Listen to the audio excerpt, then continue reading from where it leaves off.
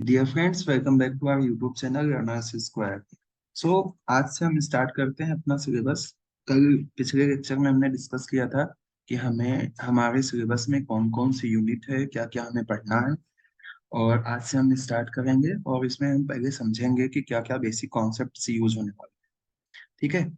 तो जैसे हम सबसे पहले ये समझते हैं कि फंक्शन इन वन वेरिएबल क्या है।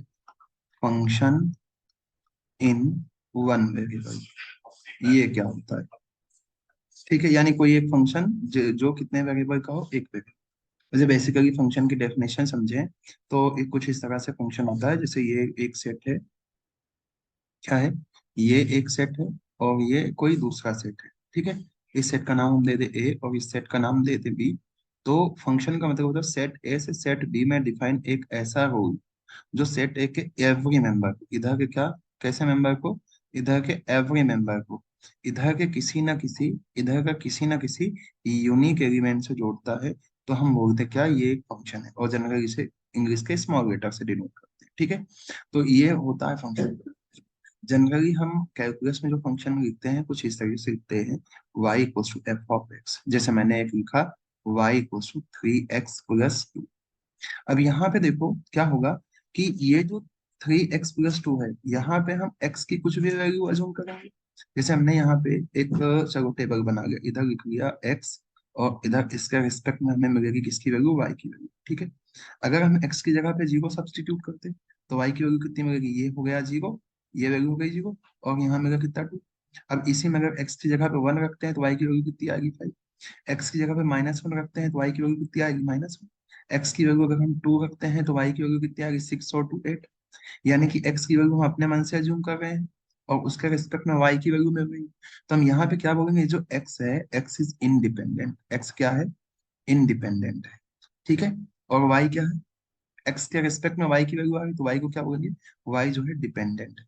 ठीक है। तो कोई भी फंक्शन होता है उसमें डिपेंडेंट वेरिएबल होते हैं और इंडिपेंडेंट वेरिएबल होते हैं। ठीक है।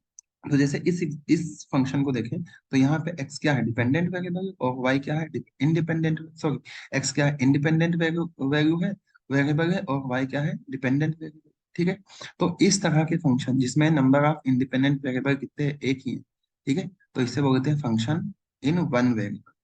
ठीक है। ऐसे ही अगर हम कोई फंक्शन ले लिया, जैसे मान लो हमने ले लिया जेड, जेड इक्वल टू, मान लो हमने मान लिया कि z equal to f of x y. ठीक है। या एक एग्जांपल ऐसा ले लें कि हमने ले लिया जेड इक्वल टू कितना, x² plus 2xy plus y²। तो इसमें नंबर ऑफ वेरिएबल कितने हो गए राइट साइड में, दो। मतलब x और y दोनों की वैल्यू हम चेंज कर सकते हैं, उसके रिस्पेक्ट में हमें किसकी वैल्यू मिलेगी, जेड की वैल्यू मिलेगी। समझ आया? तो यहाँ पे जो इंडिपेंडेंट वेरिएबल है एक्स और वाई है, तो इंडिपेंडेंट वेरिएबल यहाँ पे क्या हो गया, दो हो गए।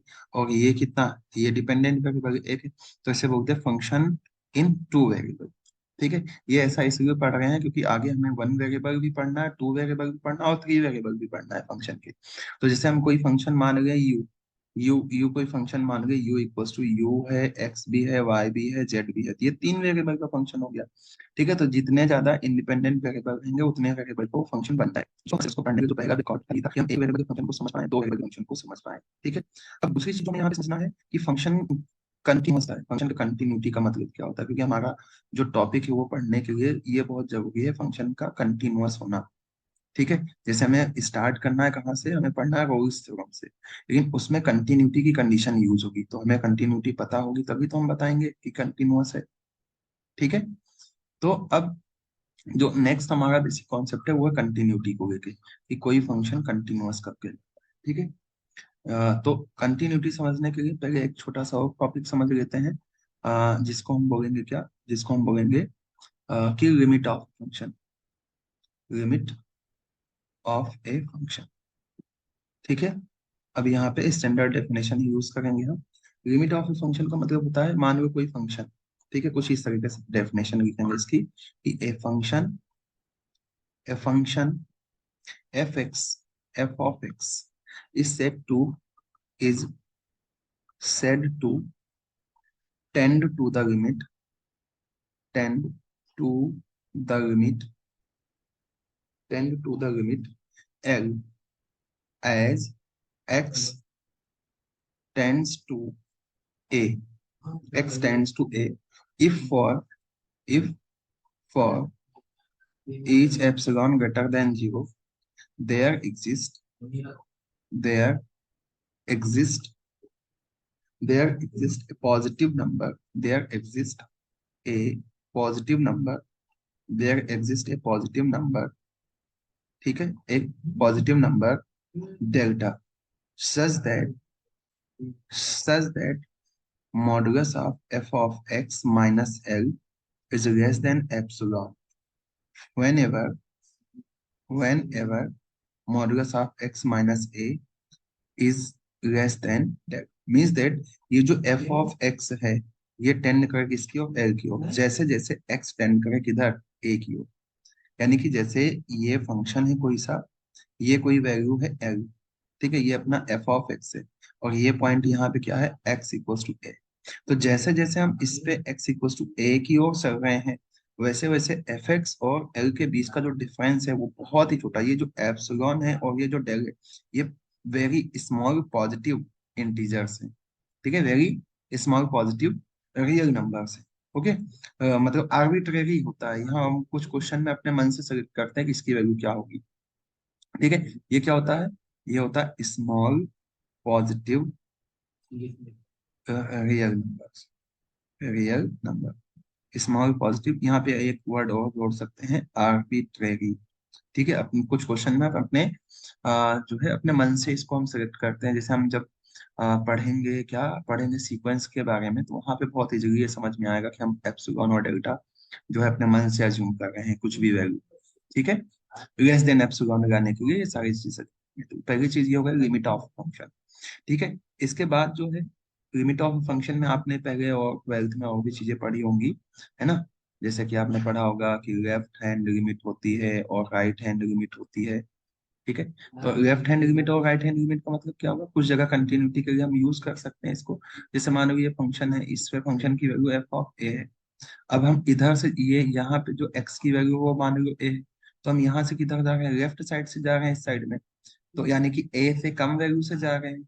तो इधर से अगर हम जाते हैं इधर एफ ए की ओर तो इसे बोलते हैं हम इससे लिमिट पता करते हैं बोलते हैं एल एच एल, और यानी लेफ्ट हैंड लिमिट। और इससे ए से ज्यादा वैल्यू से अगर इसकी ओर आते हैं तो इसे हम बोलते हैं राइट हैंड लिमिट, जिसे हम शॉर्ट में आर एच एल बोलते हैं, ठीक है। तो अगर हम एल एच एल की बात करें किसी फंक्शन की, ये होता है, ये क्या होता है, ये होता है लिमिट, ये होता है लिमिट एक्स टेंड्स टू ए, ठीक है। या ऐसा भी लिख सकते हैं इसको, limit H tends to zero F of A minus h, ठीक है। और आर एच एल का मतलब हो जाएगा यहीं पे कि limit H tends to zero F of A plus H, ठीक है, ये मतलब हो जाएगा। और फिर इसके आगे चलते हैं, इसके आगे चलते हैं कंटिन्यूटी की बात। कंटिन्यूटी समझते हैं कि कंटिन्यूटी क्या है।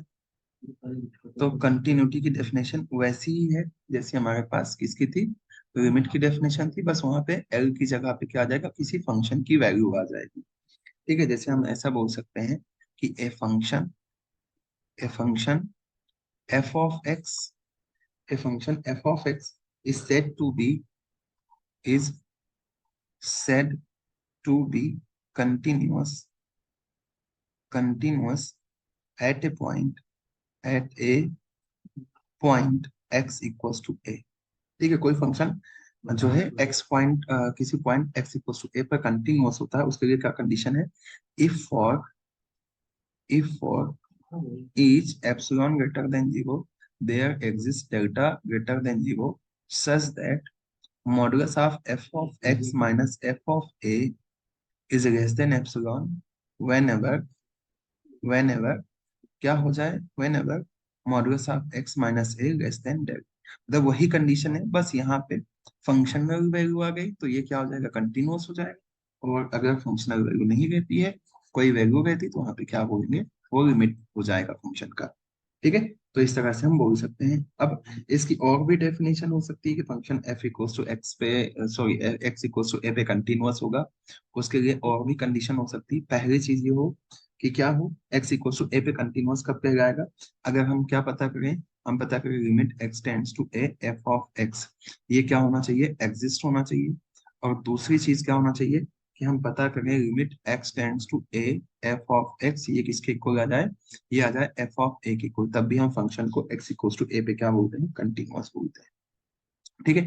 एक और डेफिनेशन है कंटिन्यूटी के लिए, वो डेफिनेशन है, हम क्या करें, हम लेफ्ट हैंड लिमिट पता करें F A minus zero equal to क्या हो जाए, F of A plus H, sorry A plus zero आ जाए, और ये वैल्यू उस पॉइंट पे फंक्शनल वैल्यू के इक्वल हो जाए, तभी हम फंक्शन को क्या बोलते हैं, कंटिन्यूअस बोलते हैं। इसे बोलते हैं राइट हैंड लिमिट, इसे बोलते हैं लेफ्ट हैंड लिमिट, और ये हो गई फंक्शनल वैल्यू। अगर ये तीनों आपस में इक्वल हो जाते हैं फंक्शन को क्या बोलते हैं, कंटिन्यूअस बोलते हैं। ठीक है। अब कुछ इंपॉर्टेंट चीजें आपको नोट डाउन करके रखनी पड़ेगी, क्योंकि हम फंक्शन को क्वेश्चन सॉल्व करते टाइम डायरेक्टली बोलेंगे कि ये फंक्शन कंटिन्यूअस है। तो पहली चीज जो है, पहली चीज क्या है कि आप जो भी फंक्शन दिया है उसे आइडेंटिफाई करो। ठीक है, आइडेंटिफाई करो, और आइडेंटिफाई करके ये बता लगाओ क्या वो कांस्टेंट फंक्शन है। ठीक है, क्या वो कांस्टेंट फंक्शन है, अगर ये कांस्टेंट होगा तो हम डायरेक्ट इस स्टेटमेंट का यूज करेंगे, a constant function, a constant function, a constant function is continuous, is continuous everywhere, everywhere. ठीक है। और दूसरा एक और होता है कि ए पॉलिनोमियल, अगर वो फंक्शन पॉलिनोमियल हो गया, पॉलिनोमियल हो गया, यानी कि a polynomial function is continuous everywhere. ठीक है, अगर आपने क्वेश्चन को पहचान लिया कि वो क्या है, एक पॉलिनोमियल है, तो पक्का है वो कंटिन्यूअस होगा। ठीक है, तो ये दो स्टेटमेंट आपको याद रखने हैं, क्वेश्चन में डायरेक्टली यूज कर लेना है, क्योंकि आपको ये ऑलरेडी पता है, एवरीवेयर। ठीक है। अब ये एवरीवेयर का मतलब क्या है भाई, हमें तो यहाँ पे जो हमने कंटिन्यूटी सीखी, वो कंटिन्यूटी किसी एक पॉइंट की है ना, ये कंटिन्यूटी क्या थी, किसी पॉइंट की गुलाम थी, मतलब किसी पॉइंट पे कंटिन्यूअस और डिसकंटिन्यूअस पता करें। ठीक है, जैसे ये लाइन ऐसे ड्रॉ कर दिया ये, तो यहाँ पे इसका इस पॉइंट पे ब्रेक हो गई कंटिन्यूटी, बाकी ये यहाँ से यहाँ तक तो कंटिन्यूअस है।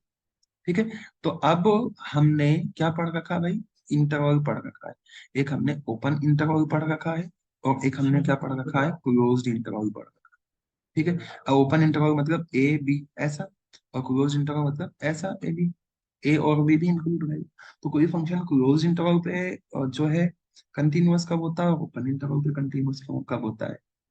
ठीक है, ओपन इंटरवल पे कंटिन्यूअस कब होता है, कि जब ये ए से बड़े और बी से छोटे हर एक पॉइंट पे कंटिन्यूअस। ठीक है, ओपन इंटरवल पे कंटिन्यूअस कब होगा, कि ए और बी के हर एक पॉइंट पे कंटिन्यूअस हो, है ना। इसका मतलब क्या हुआ, every point, at every point क्या बोलेंगे, the function, the function need to continuous at every point between a and B.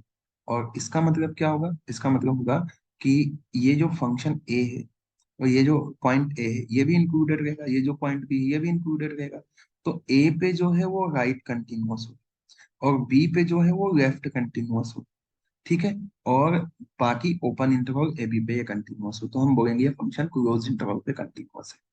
ठीक है, तो ये इतना प्री कॉन्सेप्ट है जिसमें आपको ये, आपको समझ के रखना है। ये बेसिकली ज्यादातर क्वेश्चन में ये जो दो स्टेटमेंट है इन्हीं से काम हो जाएगा, आपको left hand limit, right hand limit और फंक्शनल वैल्यू चेक करने की जरूरत नहीं पड़ेगी। बस आपको आइडेंटिफाई करना है फंक्शन ऐसा हो रहा है, अगर ऐसा हो रहा है तो फंक्शन क्या हो जाएगा, कंटिन्यूअस हो जाएगा। ठीक है, ये इतना हो गया। इसके बाद ना left hand limit, right hand limit पढ़ गया हमने, ये दो स्टेटमेंट पढ़ गया। इसके आगे अब जैसे मैंने ये दो वर्ड यहाँ पे यूज किया कि ये जो फंक्शन है, ए पर क्या होना चाहिए, ए पे राइट कंटिन्यूअस होना चाहिए, और बी पे क्या होना चाहिए, लेफ्ट कंटिन्यूअस होना चाहिए। तो इसका मतलब क्या है, ठीक है, ए पे राइट कंटिन्यूअस होना चाहिए, बी पे लेफ्ट कंटिन्यूअस होना चाहिए। तो ये भी समझ लेते हैं कि राइट, राइट कंटिन्यूअस का मतलब क्या होगा, राइट कंटिन्यूअस का मतलब क्या होगा। ठीक है, ओके। तो कोई फंक्शन लेफ्ट कंटिन्यूअस कब होता है, अगर हम लेफ्ट हैंड लिमिट निकालें उस फंक्शन की, लेफ्ट हैंड लिमिट, और ये उस पॉइंट पे फंक्शनल वैल्यू के इक्वल हो जाए, तो हम उस फंक्शन को x इक्वल्स टू ए पर बोलेंगे लेफ्ट हैंड कंटिन्यूअस, और अगर हम राइट हैंड लिमिट निकाले यानी कि आर एच एल की वैल्यू निकाले और ये फंक्शन के इक्वल हो जाए तो हम बोलेंगे उस फंक्शन को एक्स इक्वल टू ए पे वो राइट कंटिन्यूअस है। ओके, तो ये दोनों की नीड लगी जैसे हमारे पास क्लोज इंटरवल ए और बी।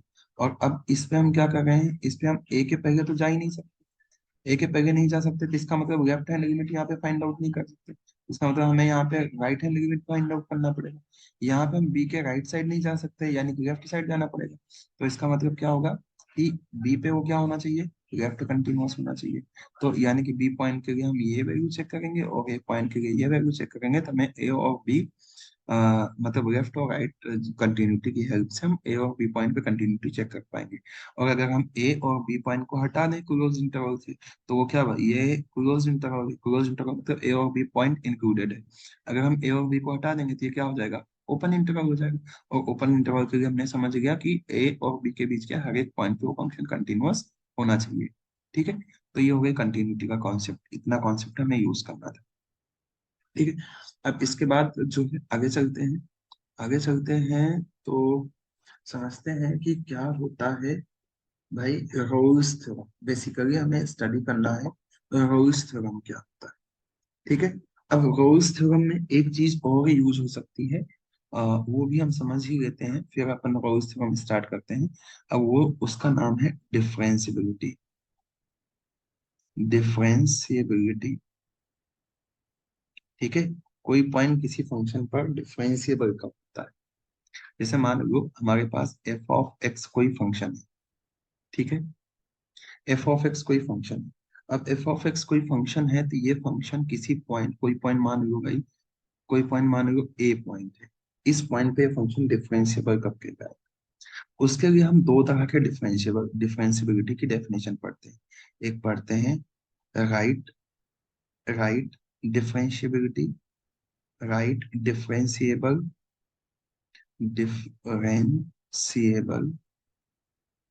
और क्या पढ़ते हैं लेफ्ट डिफरेंशिएबल। क्या पढ़ते हैं, लेफ्ट डिफरेंशिएबल। ठीक है,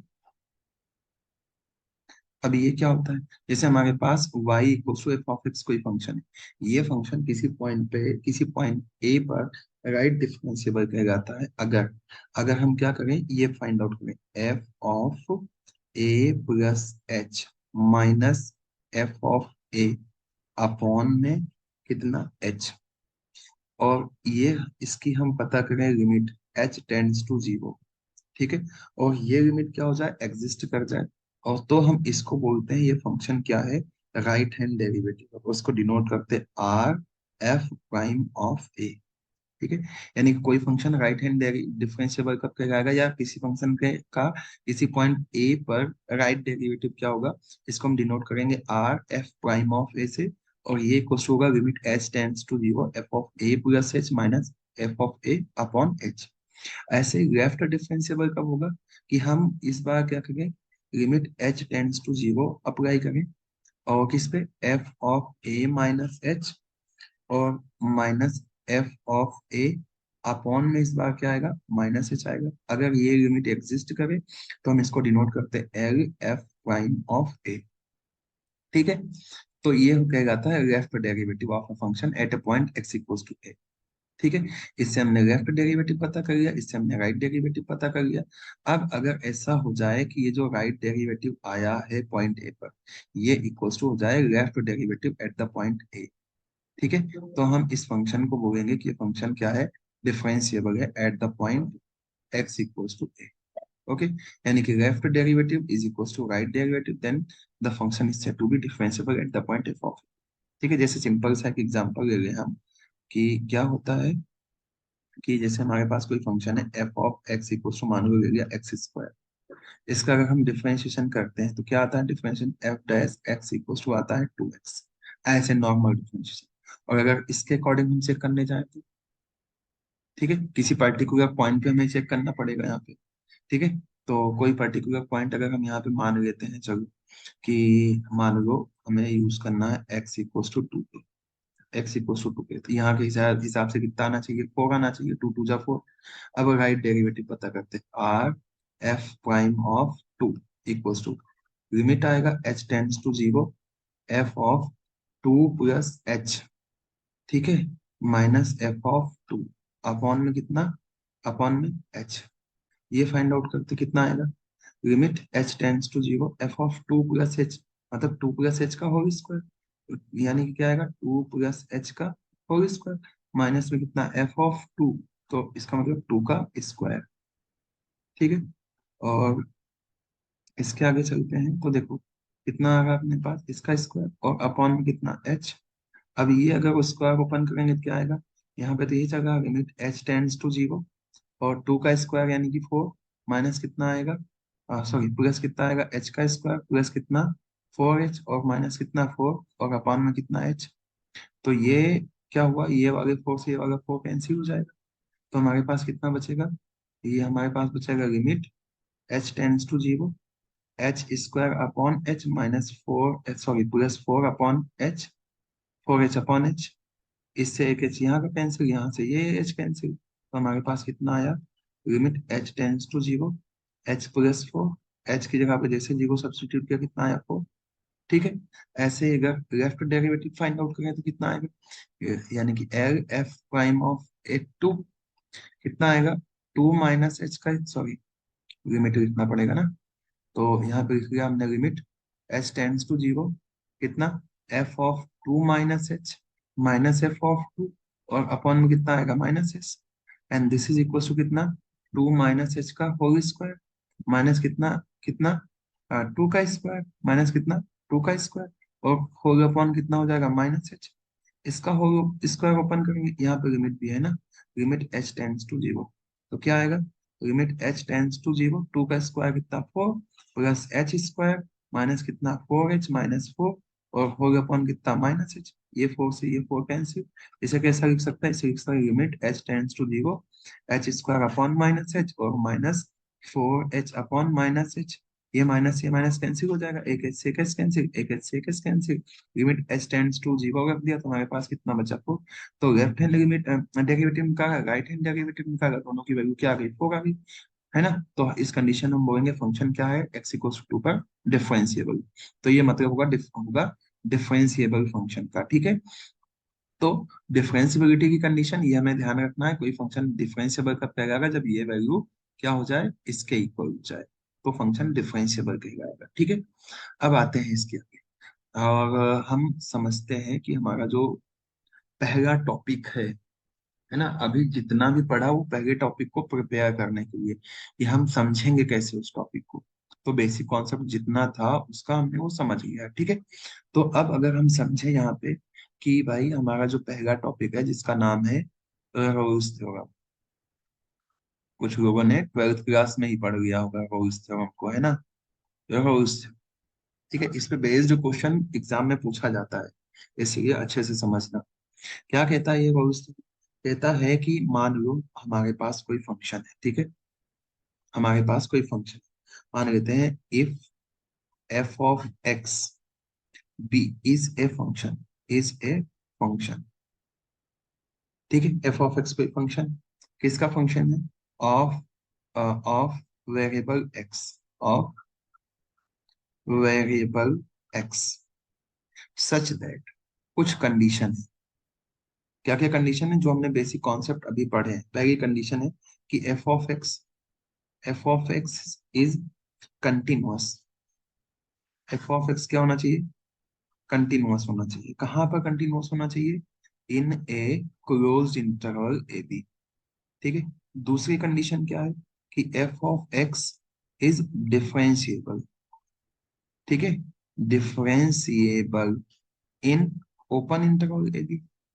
तीसरी कंडीशन है इसकी कि एफ ऑफ ए जो है वो एफ ऑफ बी के इक्वल, ठीक है। पहली कंडीशन क्या है कि एफ ऑफ एक्स जो है कंटिन्यूअस हो क्लोज इंटरवल ए बी में, दूसरा क्या है एफ ऑफ एक्स डिफरेंशिएबल हो ओपन इंटरवल ए बी में, तीसरा कंडीशन है फर्स्ट पॉइंट को लास्ट पॉइंट फंक्शन की वैल्यू क्या हो, सेम हो, तब then there exists C belongs to open interval AB such that f prime of C equals to क्या होगा, जीरो।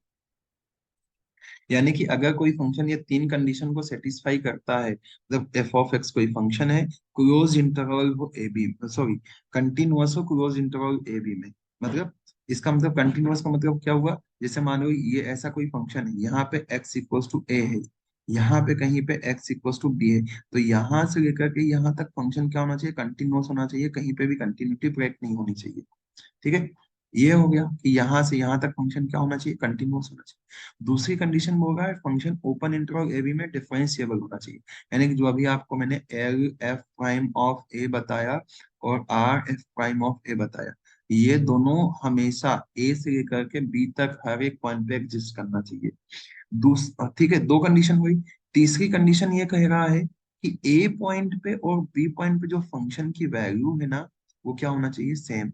अब ये तो भाई इसका मतलब क्या हुआ, ए और बी पॉइंट फंक्शन क्या होना चाहिए, सेम। मतलब जैसे हम ये ग्राफ बना रहे हैं, ठीक है, जैसे हम यहाँ पे एक ग्राफ बनाते हैं, तो क्या होना चाहिए कि ये हो गया मान लो वाई एक्सिस, ये हो गया मान लो एक्स एक्सिस।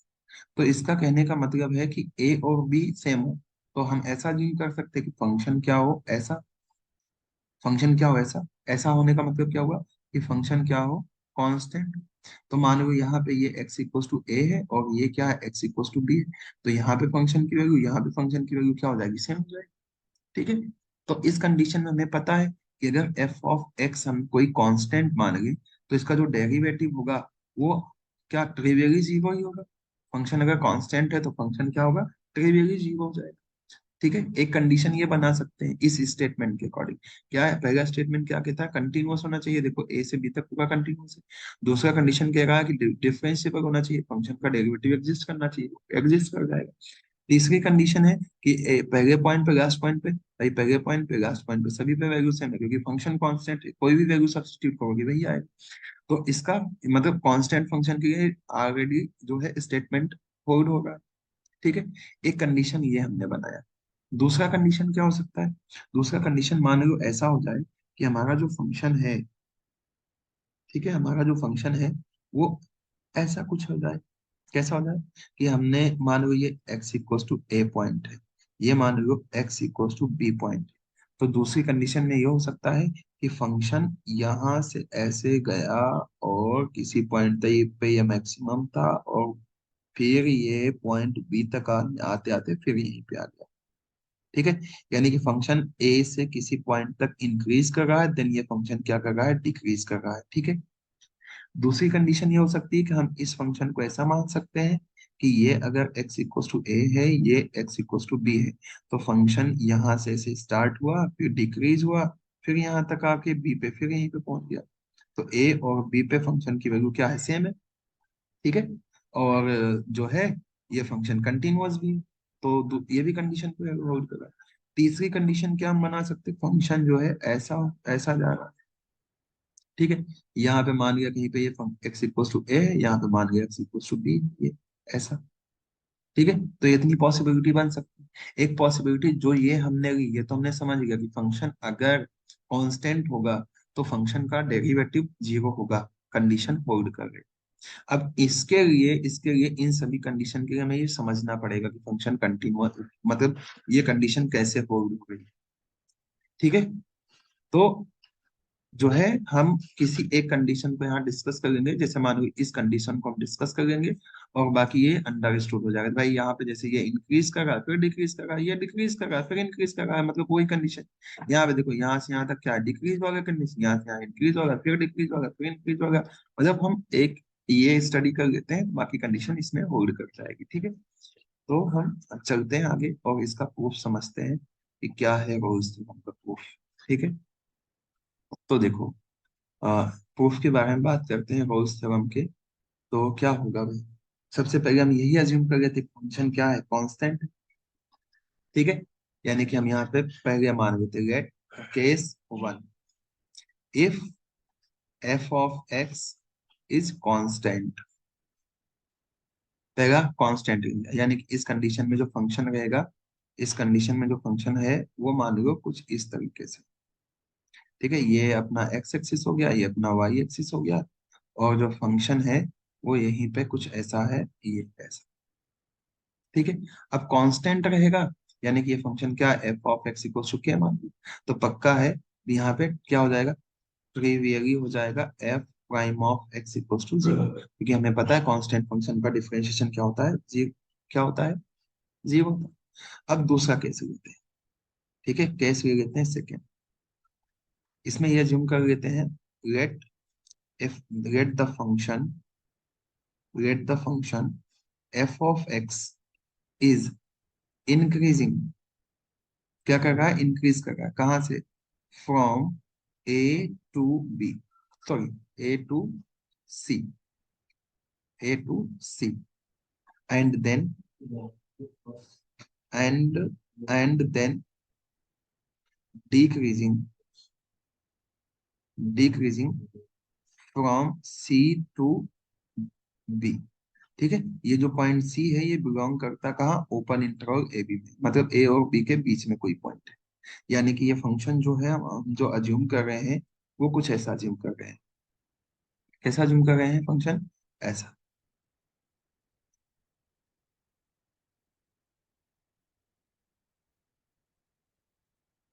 ये अपना हो गया, और यहाँ पे फंक्शन हम ऐसा अज्यूम कर रहे हैं ये, ओ, जैसे हमने ऐसा क्रिएट कर लिया, ठीक है ऐसा, ठीक है। पहले ये ए पॉइंट, यहाँ से ये क्या है, ये एक्स इक्वल टू ए है, और ये जो है ये एक्स इक्वल टू बी है, ठीक है। और यहाँ पे इसके टॉप मोस्ट पॉइंट को मान लेते हैं, ये क्या, एक्स इक्वल टू सी, यहाँ पे ये वैल्यू, ठीक है। तो पहले फंक्शन यहाँ से यहाँ तक, ए से लेकर सी तक इंक्रीज कर रहा है, और सी से आगे क्या कर रहा है, ये डिक्रीज कर रहा है, ये मान, ठीक है। तो अब हम एक एक कंडीशन को डिस्कस करते हैं, ठीक है। मान लो यहाँ ऐसा हमने ले लिया, तो कंडीशन वन क्या कहता है, कहता है कि कंटिन्यूअस होना चाहिए, तो हम बोलेंगे यहाँ पे वन वन shows that, क्या बोलेंगे, one, condition one shows that कि एफ ऑफ एक्स क्या है, कंटिन्यूअस है, कंटिन्यूअस मतलब डज नॉट ब्रेक, किसी भी जगह पे वो टूटेगा नहीं, ठीक है, कंटिन्यूअस रहेगा, at any point, at any point, ठीक है, at any point in the close interval A b, है ना, in the close interval A b, पहली कंडीशन होगी।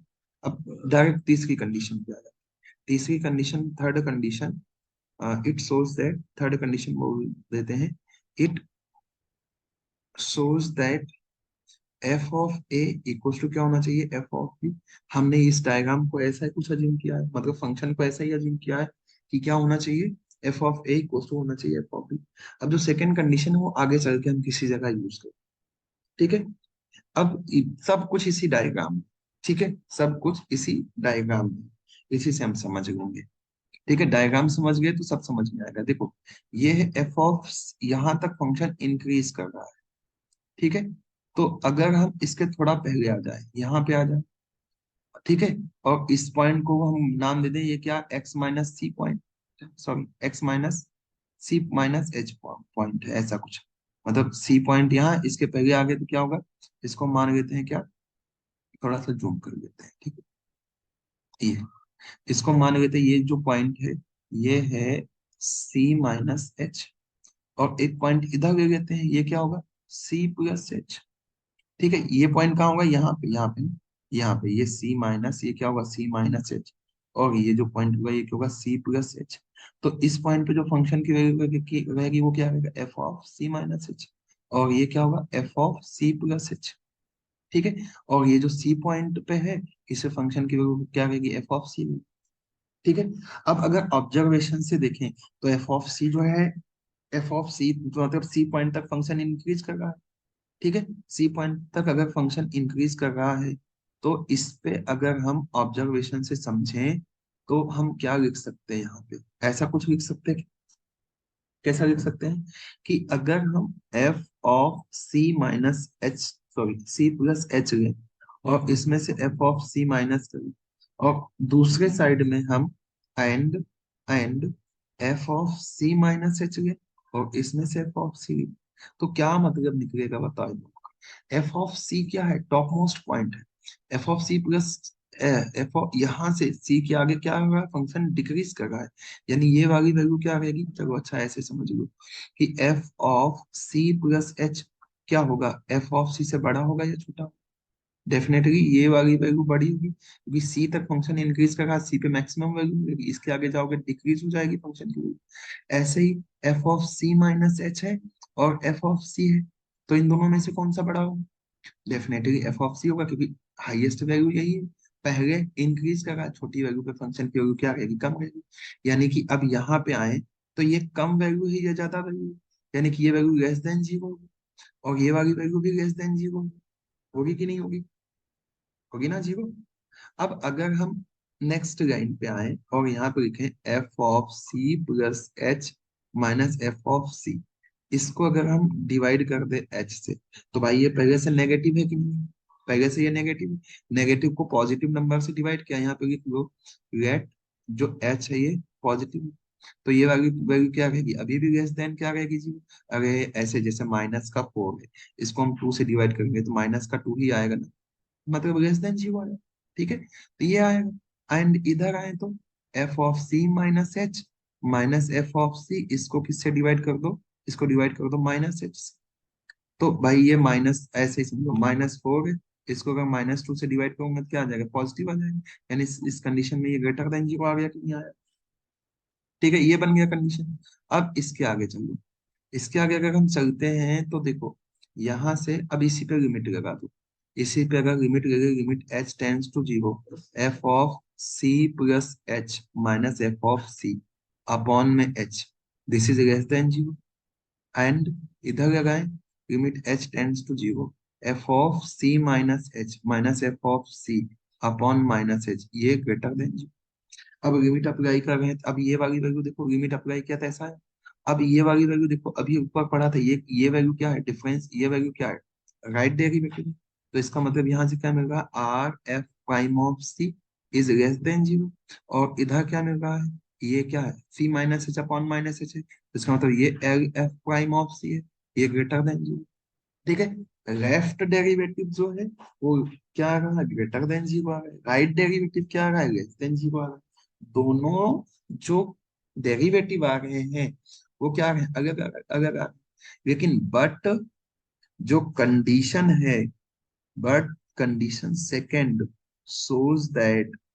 shows that f of x is differentiable, ठीक है, भाई सेकंड कंडीशन जो गया वो क्या बोल रहा है, फंक्शन डिफरेंशिएबल है, लेकिन यहां से हम निकाल रहे हैं तो क्या आ रहा है, ये अलग आ रहा है और राइट लेफ्ट डेरिवेटिव अलग आ रहा है, इसका मतलब फंक्शन डिफरेंशिएबल नहीं है सी पॉइंट, है ना, यही बोल रहा है ना, इसका मतलब क्या होगा, इसका मतलब फंक्शन डिफरेंशिएबल नहीं है, लेकिन कंडीशन सेकंड क्या कह रही, फंक्शन डिफरेंशिएबल है, इसका मतलब हमारे पास क्या हो गया, कंट्राडिक्शन आ गया, क्या आ गया, कंट्राडिक्शन आ गया, कि फंक्शन कंट्राडिक्शन, दैट कंट्राडिक्शन, ऊपर वाली ये दोनों कंडीशन हम क्या बोलते हैं, कंट्राडिक्शन, क्योंकि फंक्शन डिफरेंशिएबल होना है लेकिन यहाँ से डिफरेंशिएबल नहीं आ रहा है, इसका मतलब क्या होगा, ये केवल तभी पॉसिबल होगा, so it is possible, it is possible only when, कि आर एफ प्राइम ऑफ सी ये भी जीरो हो जाए और एल एफ प्राइम ऑफ सी ये भी जीरो हो जाए, इसका मतलब क्या हो जाए, लेफ्ट डेरिवेटिव राइट डेरिवेटिव दोनों अगर जीरो हो जाएंगे, दोनों इक्वल हो जाएंगे, और दोनों अगर जीरो हो जाए फंक्शन डेरिवेटिव पे जाएगा, यानी कि एफ प्राइम ऑफ सी क्या हो जाएगा, जीरो हो जाएगा। अब ये सी पॉइंट कहाँ माना था हमने, ऊपर ये जिन किया, C belongs to open interval A B, तो इसका मतलब हमें ए और बी के बीच में एक ऐसा पॉइंट मिलता है जिससे फंक्शन का डेरिवेटिव क्या हो जाता है, जीरो हो जाता है, ठीक है, यही स्टेटमेंट है हमारे रोल्स थ्योरम का, क्या स्टेटमेंट है, एक बार फिर से रिवाइज कर लो, ये फंक्शन क्या होना चाहिए, क्लोज इंटरवल ए बी पे कंटीन्यूअस होना चाहिए, फंक्शन डिफरेंशिएबल होना चाहिए ओपन इंटरवल ए बी पे, और f of a equal to f of b होना चाहिए, तब एक पॉइंट हमें सी इस तरीके से मिलेगा जिससे फंक्शन की डेरिवेटिव क्या होगी, जीरो हो जाए, ठीक है, ओके देन आज के लेक्चर में इतना ही, नेक्स्ट लेक्चर में इसके आगे डिस्कस करेंगे, रोल्स थ्योरम पे कुछ क्वेश्चन डिस्कस सॉल्व करेंगे जो कि प्रीवियस ईयर आपके एग्जामिनेशन में आए हुए हैं। मिलते हैं नेक्स्ट लेक्चर में, बाय बाय।